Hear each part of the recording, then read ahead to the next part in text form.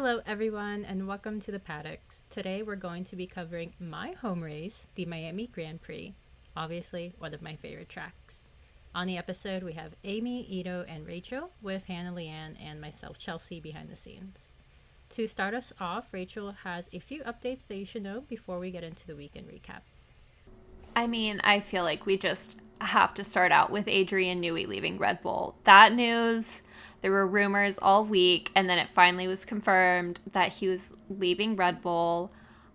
I personally think, I know he's been saying he's going to retire and take a little time off. I can see him going to Ferrari with the 2026 reg change. He has said he wants to design a Ferrari road car, and working for Ferrari is gonna give him the highest chance of doing that, because there's no other team that's gonna let him design a Ferrari road car and work for them. That just doesn't make any sense. And if he does go to Ferrari, I will pledge my allegiance to Fred Vasseur for the rest of my life, because that man is inevitable. He will stop at nothing. Also, I'm going to say props to Newey's lawyers, because they are definitely earning their paychecks with how much negotiation they've probably been doing for his contracts. We also got the announcement that Nico Hülkenberg is going to be moving to Sauber next season and subsequently Audi in 2026.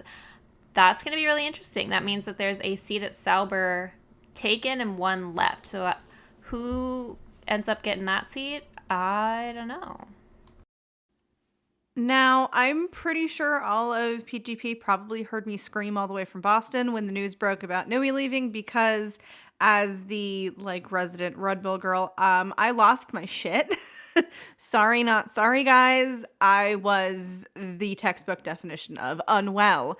But I had to pull out my pendulum and ask where the heck Newey is going, because why wouldn't I? It's me. I just had to. And Ferrari was a big old yes. And I, like Rachel, will become a Fred Vasseur stan and in turn a Ferrari F1 fan because of Fred, if he can pull this off. I will actually be on the floor if Adrian Newey joins the boys in red, because I just never saw it coming. Part of me is like, is he going to go to Ferrari, or is he going to just say, I'm done with this? I've done what I needed to do. I'm good. There are definitely some question marks going on, but we're all going to see where Adrian Newey lands. His lawyers are definitely earning their paychecks. That is for sure. I do have to agree with Rachel. I'm interested to see who else ends up in that Sauber Audi seat now that there's only one open seat left. Obviously, we all would love to see Zhou and Valtteri stick around, but if Sauber doesn't keep them, I'm not really sure where either of them are going to land, if I'm being frank. Honestly, on the whole Sauber Audi news, I did some digging, and apparently Bottas is talking to multiple teams regarding a seat. So who knows whether that means he just wants to get ahead of potentially getting the boot, or he already knows he's getting the boot. But I would love for Zhou to stay, just because he has less experience than Bottas. And Bottas, if it came down to it, I would say he had his chance, if you will. What really intrigues me about Amy's statement is that her pendulum said that Newey's going to Ferrari. Because can we talk about that for a second? If Amy's pendulum says it, it is confirmed, right? And honestly, that in combination with the smirks Lewis and Charles had during the press conferences, and any time they were asked about it this weekend, my delusion skyrocketed. I'm a delusional Ferrari fan, don't get me wrong, but those smirks, stratosphere. Yeah, Lewis and Charles, they can try to keep a secret, but their facial expressions will always tell the truth. Between those two, can they really keep a secret? No. they have no poker face. Like, there is no poker face. It doesn't exist for those two. Their faces say it all. Everybody knows that person in their life that's just, their face says everything, even if they don't open their mouth to speak. It is what it is. We're going to see what happens, but if you've been listening to PGP for a while, you know that I love specialty helmets. And oh my God, we got specialty helmets galore. I feel like there had to have been a memo or something with the sheer volume of helmet designs that we got from like everybody on the grid pretty much. And then VCarb, RB, whatever you want to call them, really came through with the color, with their livery.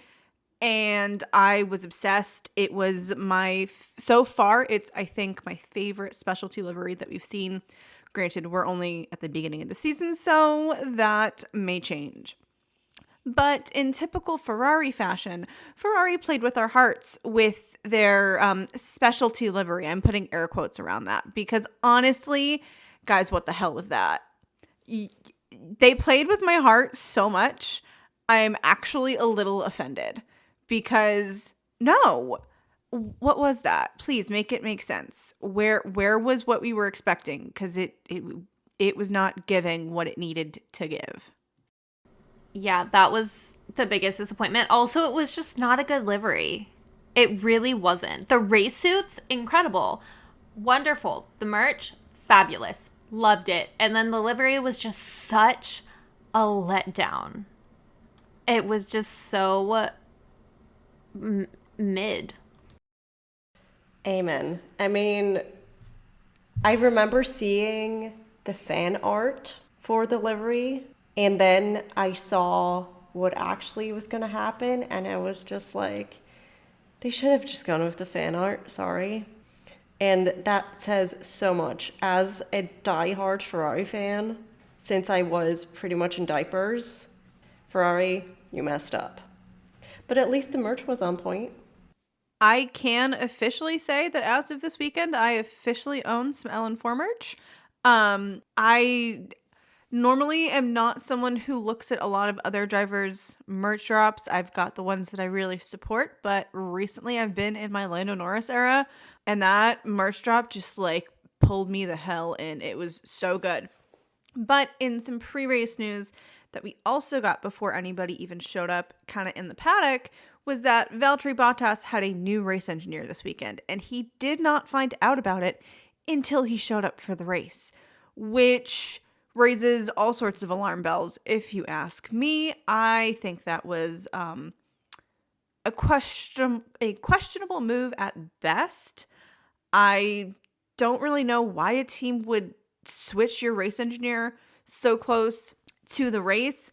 I know it's happened with David Coulthard and Damon Hill where they swapped race engineers for a race, but they literally swapped race engineers, and that is not what happened with Valtteri. It was just a whole new race engineer. So Sauber, I got some questions. That just felt like a weird strategy call, if you ask me. But we do have some other fun pre-race updates for you. And for me, I think the most important first pre-race update is that we got to see former Alfa Romeo head of strategy queen and all-around absolute icon Ruth Buscum back in the paddock as she has officially joined the F1 TV crew for the rest of the season. I lost my damn mind over this. 20 out of 10. Give me all of the pundits who have real logical insight. I lost my mind when the news dropped. I at first thought it was for a singular race and then reread it and realized it was for the rest of the season, and I am so excited to see how this goes for her. But I have just always been a Ruth fan. Amen. I mean, give me any logical pundit. But now I need Jensen, her, and maybe Nico Rosberg to team up in commentary, because that would be legendary. Throw David Coulthard in there and I would pay big bucks for that commentary. Also, the F1 TV guys, the Miami Vice-esque photos for all of the commentators this weekend were just chef's kiss. Absolute perfection. Incredible. 10 out of 10. I have to agree. The Miami Vice graphic department, give yourselves a pat in the back. Whether that was the whole graphics department or just the intern, I couldn't tell you. Whoever did it deserves a crown. Iconic. I'm obsessed. But that commentary box that we have been fantasizing about, I would literally lose my mind.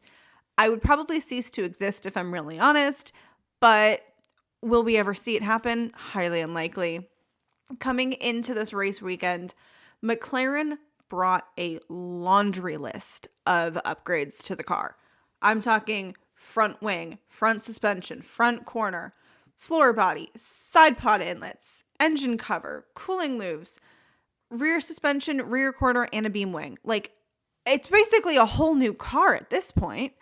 I mean, I saw this list and I'm just like, how many upgrades in one race? Is this really necessary? You couldn't have maybe spaced it out a little bit. It just felt like a lot all at once, but it is what it is. Truly.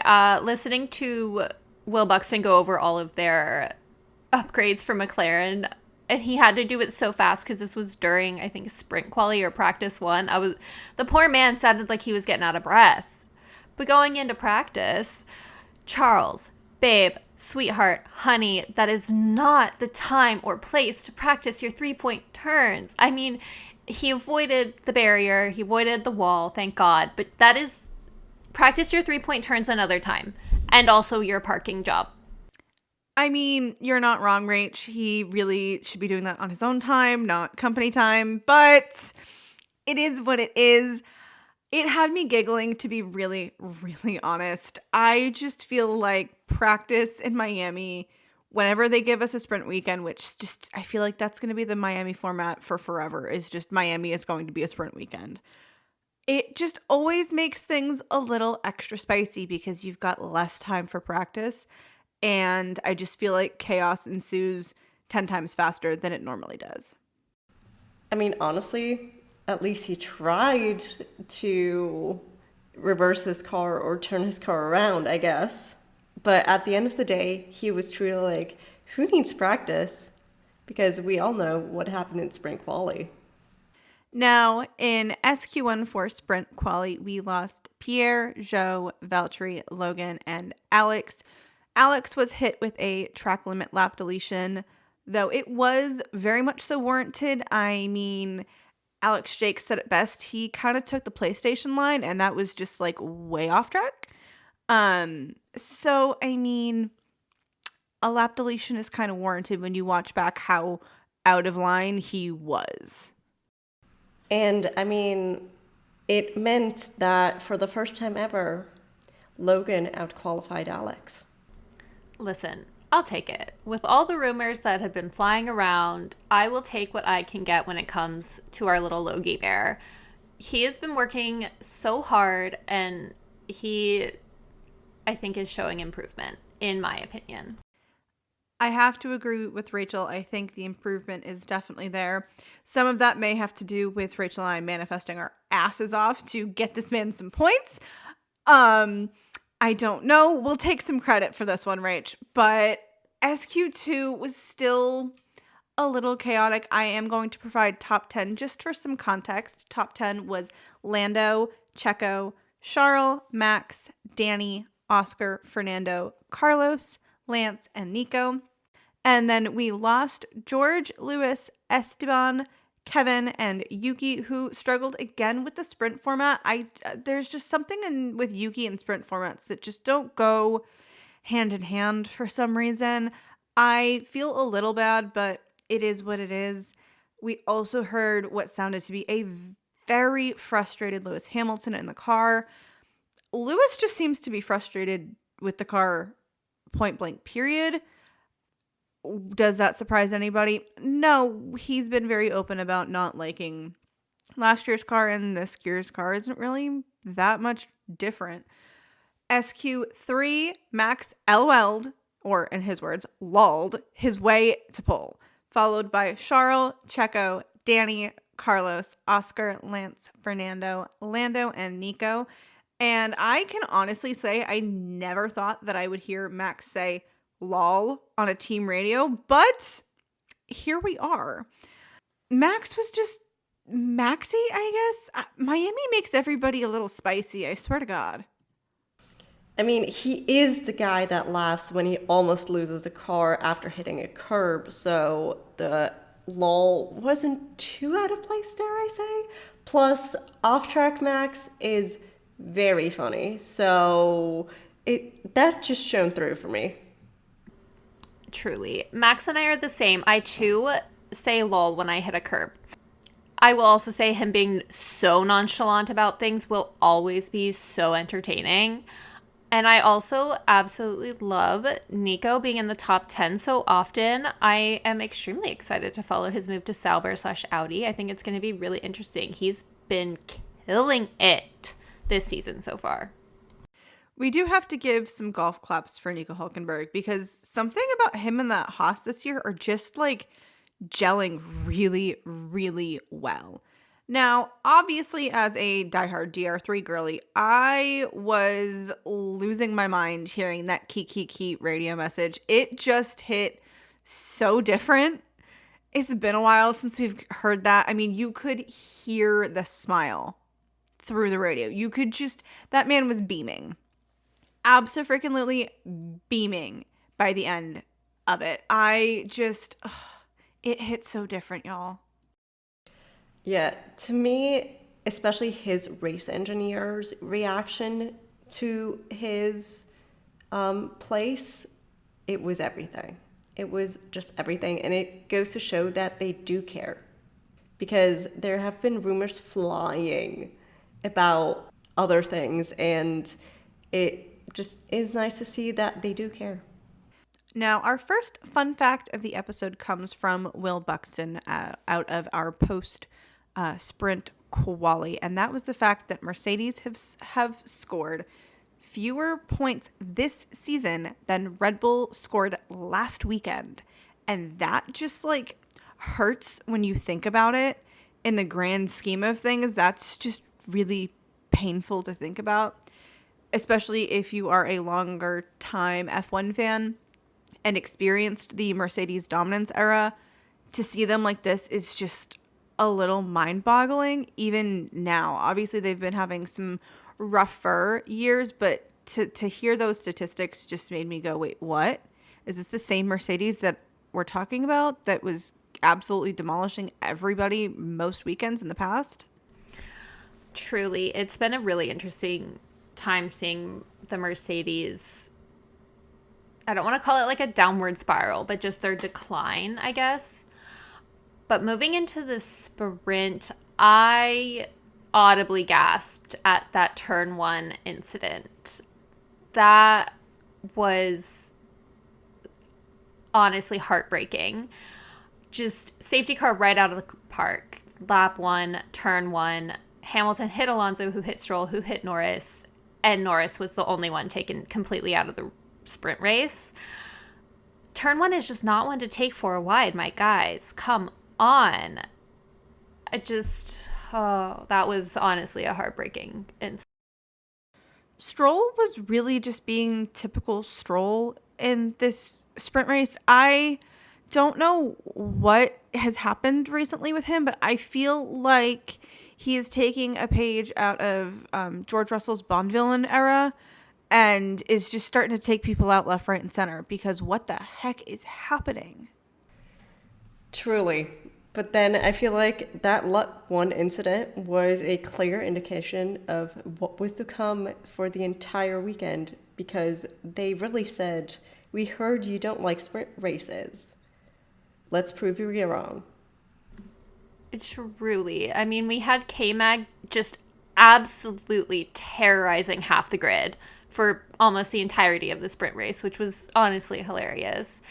He got a 10-second penalty, which kind of, honestly, in my opinion, should have been just give him the position back. But the FIA is going to be the FIA, and they were just doling out penalties for the sprint. I mean, I think K-Mac got a total of like 30 seconds. It was insane. I will say, though, we had Yuki, and that overtake of Hamilton was incredible. Just incredible. Seeing Danny Rick in fourth made me so happy. And our Logie Bear getting 10th after K-Mag and Hamilton's penalties applied. I was living. And I do not remember who said it, but K-Mag, someone said Magnussen had penalties for fun. I died at that. That was just honestly so true. He was just racking them up like it was a sport. I feel like this sprint was the FIA's Oprah moment with penalties. It was just like, you get a penalty, you get a penalty, you get a penalty. There were just time penalties galore. I literally thought I lost track at one point because it was just like everybody was getting them. I don't know what was going on, but it was really just like chaotic. Honestly, I did lose track of who had a penalty for what, how long, and everything else. Because there were just too many, and also too many penalty points. Especially K-Mag, and it seems also Hamilton just couldn't win. Plus, Lando being hit with that fine after walking on the live track. I mean, I know why he got it. I mean, Hamilton did a similar thing last year, got the exact same fine and everything. So the precedent's there. But at the same time, if you know that precedent exists, why do you do it? Because boys are dumb? I don't know. That's that's the only thing I can think of as to, if you know you're going to get in trouble, why would you do it? Men are dumb. The logic tracks. Sorry, guys. But I have to say, Daniel Joseph Ricciardo just cruising into the points had me legitimately screaming at my television, and my windows were open at my house, so my poor neighbors must have been so confused over me absolutely losing my little mind over Danny, because I was just unwell. It was just, we needed it. He needed it. I feel like all the DR fans really all collectively lost our minds, and it didn't necessarily go the way we wanted the whole weekend, but that sprint was just, he was back. The honey badger was back, and it was so good to see. Also, did you guys hear Horner's comment of first win of the weekend after the race? Red Bull be wildin'. But I mean, they can back it up, so. I mean, he totally didn't jinx them with that comment at all. At all. It's like saying it's slow if you work in retail. You just don't do it. Like, you just don't do it. The minute he came on and said that, I was shaking my head going, Horner, why did you just say those words? Because the universe is just going to laugh in your face. And I mean, it just, I had so many questions. But with sprint race over, we moved in to quali. And in quali, we did get a quick clip of Valtteri's new race engineer. And I am honestly interested to see how everything goes with that situation. Obviously, it takes a little bit to vibe and gel with your race engineer. And your race engineer is your most important point of contact, like, during your races. So I'm hoping that it doesn't give them too many hiccups, but I am kind of assuming that there are going to be growing pains, if you will. Honestly, I just want to know why. And I bet there's some piping hot tea regarding all of this. As you don't just switch a driver's race engineer mid-season at a sprint weekend where you only get one practice and without telling the driver beforehand. Like, what? Yeah, it definitely is giving they're not planning on renewing Valtteri's contract vibes, in my opinion. I mean, not taking his opinion into consideration, not telling him until he shows up in Miami. Like, guys, it's just very much yeah, we're not really planning on keeping you, so we don't really care what you think kind of vibe from me. I mean, I know I have jokingly said this on episodes before, but I swear to God that Valtteri Bottas is just going to retire and go do cycling full time. I mean, he's actively in the F1 World Drivers' Championship, and he's also in the Gravel Championship and like doing better in that than he is in F1. Like, make it make sense. I just can't. But I have to say that there was a little situation with Logan and Yuki that just had me literally going, yikes. Like, I think I actually physically cringed a little bit. It was just not what we wanted to see. Q1, we lost Valtteri, Logan, Danny, which broke my heart and pretty sure everybody else's hearts, Kevin, and Joe. I was so confused with seeing Danny out so early, given the pace that he was showing in sprint quali and the sprint race as a whole. I don't know what happened. I don't know if it was a tire issue. It just didn't make any sense to me. Yeah, agreed. That was very it was just polar opposite to what happened during the sprint and the sprint quali. I was also so sad for Logan. He almost had it, just so close, and he's just been doing so well this season so far. I really feel for the kid. I think he's trying his best, and I hope he knows that the fans see that, because we do. One of my favorite parts of quali was getting to hear Ruth on commentary, and I think it might be my new favorite thing for race weekends because she gave fantastic insight. I feel like we always say we love having, when there are commentary members who are former drivers or have worked in F1, having somebody who is a head of strategy is just like iconic to get that perspective. And I feel like if you are somebody who normally listens to Sky Sports for your commentary, you might want to check out the F1 TV crew just to see if you find any different information from Ruth or the rest of the team, just because I think you get some very different information from her. But hearing Logan so badly want to do well really hurt my soul. I was just like, you could hear the frustration in his voice when he came on the radio. And I was just looking at him like, oh, sweet baby Sarge. Like, no. It just broke my heart to see him and hear him so upset because he wanted to do well. It's his home race. It just didn't work the way he wanted it to. In Q2, we lost Lance, Pierre, Esteban, Alex, and Fernando. And this was actually the first time this year that Pierre was the lead Alpine. Does that say much? No, not really. It's Alpine. They've been struggling a lot. But he still technically did better than Esteban. So we'll take it. Also, Alex saying he couldn't make his tires last longer than 6 corners broke my heart. It, like, what is Williams on right now? Like, they're both struggling so hard. Miami was just interesting this weekend. Whether it's the heat or what, I don't actually know.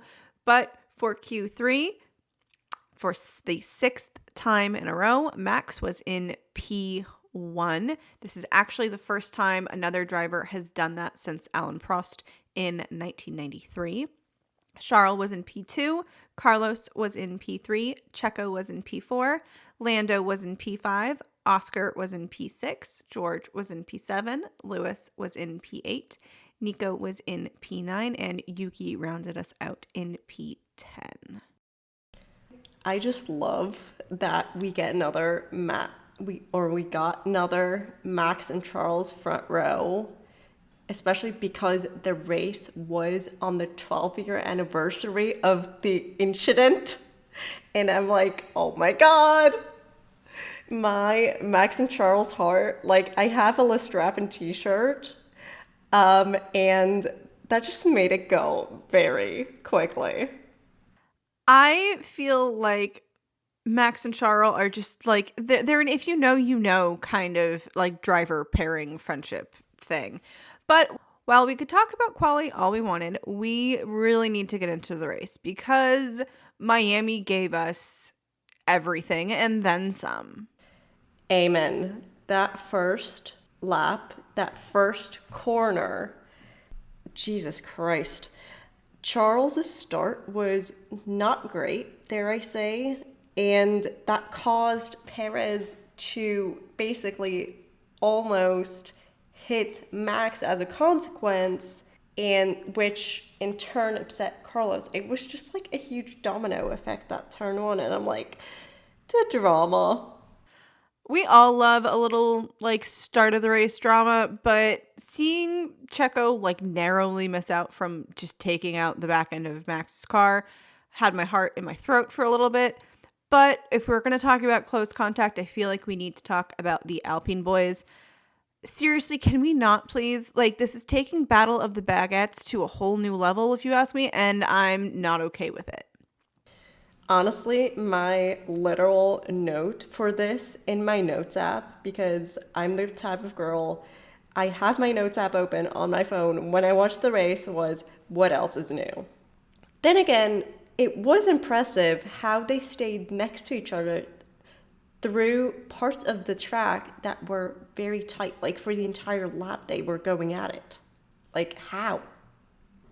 I will agree. That was kind of interesting to see them, like, every time they were doing a turn and they were side by side, I was holding my breath. I think they almost gave me a heart attack. And, you know, two of your newer investors are at that race. That is not the time for a French Revolution, guys. It is not. And you know what? I will say thank you to Fernando for breaking them up and getting in between them, because I was truly about to have an aneurysm or a heart attack or both. That was just so stressful. We also had Checo getting noted for a false start. He just had a very off weekend, at least the beginning of this weekend. It just felt like it almost felt like the lights weren't on for him. Like, I don't know what was going on. He just wasn't like all with it. I really don't know. I just feel like we weren't seeing peak Checo.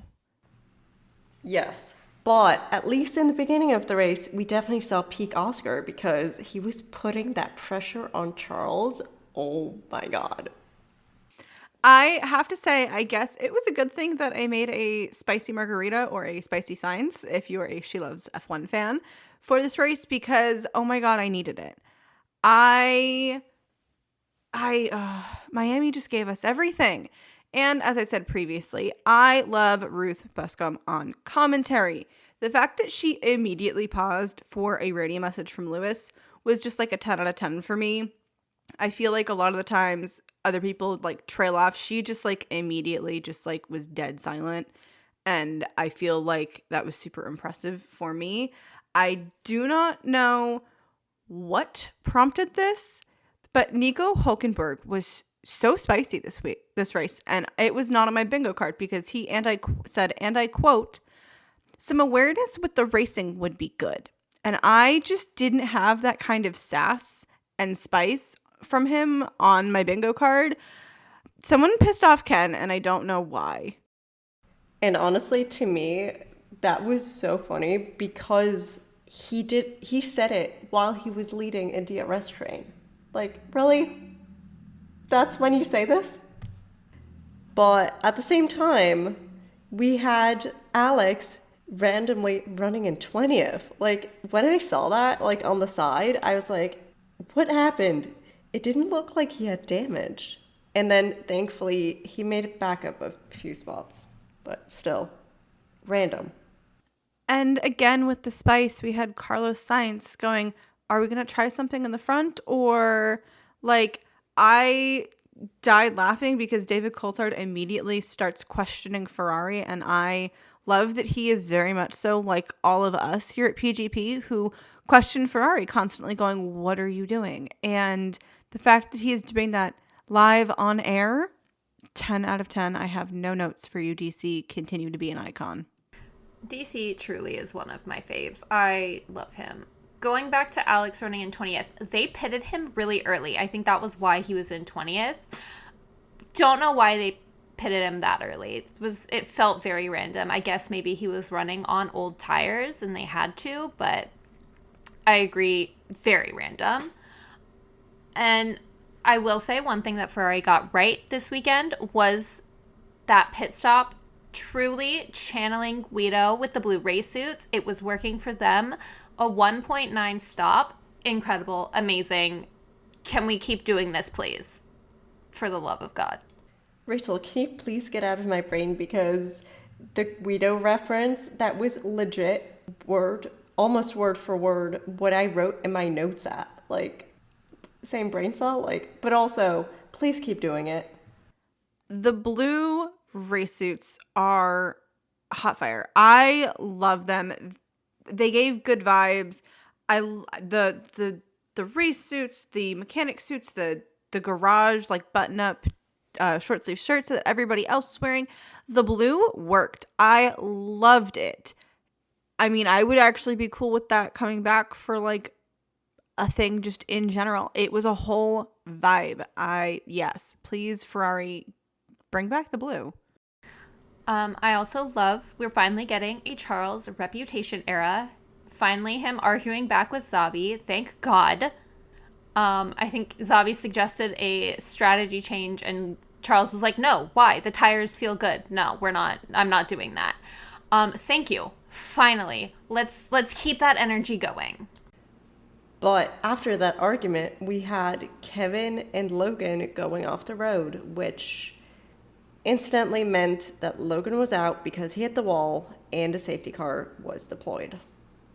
I'm gonna try to stay calm for this, but I swear to God, K-Mag, it's on site. Logan's home race, the kid cannot catch a break. I really, truly hope Williams doesn't hold this against him. It was not his fault. If you watch the replays, they probably will, but I really hope they don't. That was such a heartbreaking moment.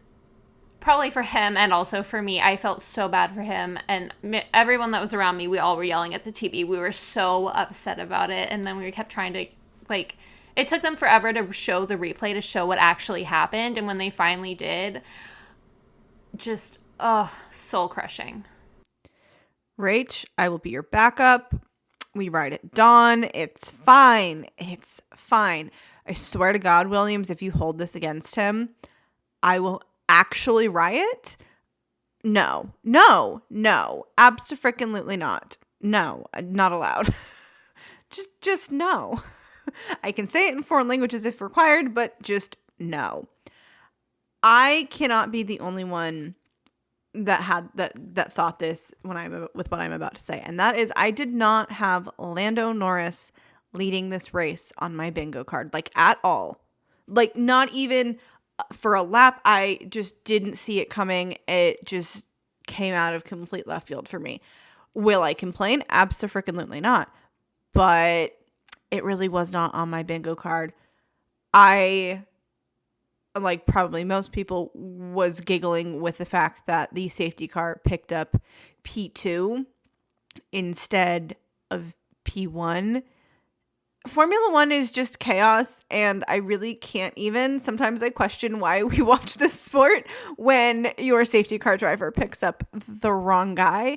At least it was better than when they picked up P4 and they picked up Jenson Button instead of the race leader, because no. Yeah, it was definitely, it added to the spice that was already a spicy weekend in Miami. And I'm so glad, Amy, you brought up the Jenson Button thing, because it's such an unusual occurrence. In F1 at least, you sometimes see it in the lower formulas, that the last time this happened was when Jenson Button was still racing. And for reference, he retired in 2016, and it happened before 2016. Truly. I mean, the safety car is just so used to picking up at max. I can't really blame them, but truly an interesting occurrence. It's Cinco de Mayo. It's going to be a spicy weekend. It kind of has to be. I will say for once the stewards made a good call giving K-Mag that penalty for the incident with Logan. K-Mag truly just racking up the penalties at this point. I think he's got a bet going with someone to see how many he can rack up before he gets a race ban. At this point, I'm questioning if he's going for a race ban. Like, the way he's been driving so far this season, I'm like, are you actually trying to get one? Like, is this, I'm doing this for shits and gigs because I'm going to retire at the end of the year, and so might as well just earn myself a race ban, because why not?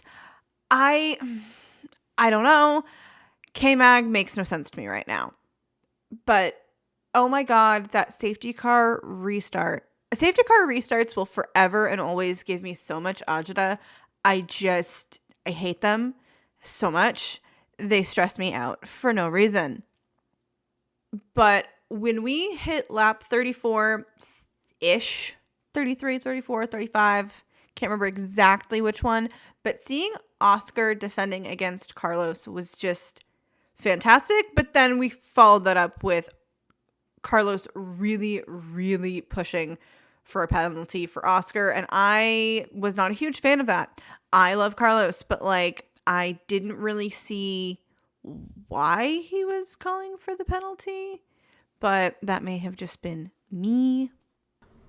I swear we have a new curse in Formula One, the Miami curse. No driver that has started on pole has won the Miami GP, and that rang true this race with Max starting on pole, and we got our very first Lando win. It was so incredible. Amazing. I have no words. Well, the first words that came into my mind were, Lando, we can be world champions, I said. Exactly in Charles Leclerc's voice, because if you know, you know. But also, like, Miami just doesn't work for Red Bull for some reason at all. This is not the first time, and I don't know what's happening, but it is what it is. Imagine being in that McLaren garage today, though, because that lead that he had, oh my God, the goosebumps. The goosebumps. You've seen, like, we've all seen the footage for sure. But oh my God, the energy in that garage must have been out of this world. Oh, most definitely. But, I mean, Red Bull kind of helped them, I want to say, because that 2.2 second pit stop definitely wasn't it. Ferrari was even faster. And it dropped Max 10 plus seconds behind Lando. And after that, dare I say, it was a done deal. Truly. And I absolutely loved seeing Lando get his first win. I think that was probably the most incredible race of the season, the incredible finish. I loved Lando's just full send into the team in Parc Fermé, and then them hoisting him above like he was crowd surfing. Incredible celebration. I swear to God, I had chills the entire time. It was just perfect. Going back to Amy saying she didn't have a Lando lead on her bingo card, I did put Lando's first win on my bingo card, and I was so happy to cross that out today. I have to say, I loved the radio message with Will. My heart legitimately was about to explode over that one. It was just the cutest thing ever. Honestly, for me, it was how everyone came up to hug him, like, after the race. And also, Lewis, on the cooldown lap, he was applauding Lando, like, legit applauding. And I'm like, oh my God, that's so cute. And then, of course, we get a Brit on Brit interview with Jenson Button doing the post-race interviews, and a little F-bomb slip from Lando. It was just perfect. I have no notes, nothing else to say. It was just pure perfection. Yeah, Jenson was definitely the right call for this one as a fellow Brit and a former McLaren driver himself. Also, him poking fun at Max and Max not caring whatsoever is just gold. And also, a couple fun facts for the podium. One, it's only the second time in F1 history that we heard God Save the King played on an F1 podium ever. The first time was when George won. And it's the first time since 2016 that only one anthem was played due to the driver and constructor having the same nationality. Last one was Nico Rosberg and Mercedes in Japan in 2016, for reference. And of course, we get the cool down room footage, and that really just showed us that F1 drivers are like just like a lot of us, because they were making the funniest sounds while watching everything. And I was like, oh my God, they're just like me. I think myself and quite a few other fans may have had minor heart attacks with Lando Norris throwing his trophy in the air, given his trophy history of breaking them. I really did not appreciate that one, Mr. Norris. Please don't ever do that again. But we finally have a good video of the Lando Norris Champers pop. And it was everything I needed. I'm just really waiting for McLaren to give us the Lando podium song. If they don't, I will quite literally riot. Now, I do have a little bit of, I guess you could say, breaking news that came out as soon as we started recording this episode, and that is the fact that Kevin Magnussen has received 2 additional penalty points. So he is now at 10 points total. You're only allowed 12. Now, obviously, we could talk about so much more with this race. There is a lot to cover, but we are getting into one of my favorite parts of our episodes, and that is prediction time. So I, of course, pulled out my pendulum for my Imola predictions. Now, given the possibility of upgrades amongst a few different teams, I am looking at you, Ferrari. I feel like Imola is going to be interesting to say the least. For me, my pendulum gave me P1 as Carlos Sainz, P2 is Max Verstappen, and P3 is Lando Norris. If I'm being really honest, I would be beyond happy with this podium. I think with all of the upgrades that McLaren has brought to Miami and the upgrades that Ferrari is supposed to be bringing for Imola, I feel like we're finally going to start seeing some more spice in our races and in our podiums, and I don't mind that one bit. I definitely won't say no to spice, but in terms of predictions, I rolled my dice and we have the prediction of P1 Checo, P2 Charles, and P3 Pierre. Now, do I believe this? It is somewhat plausible. Let me explain. Let me get P2 Charles out of the way first, as it seems the most likely since he has been P2 a bunch. See Miami. Now, as far as Checo in P1, Imola isn't a street circuit, so I doubt it will happen. Honestly, Miami would have been a more likely scenario.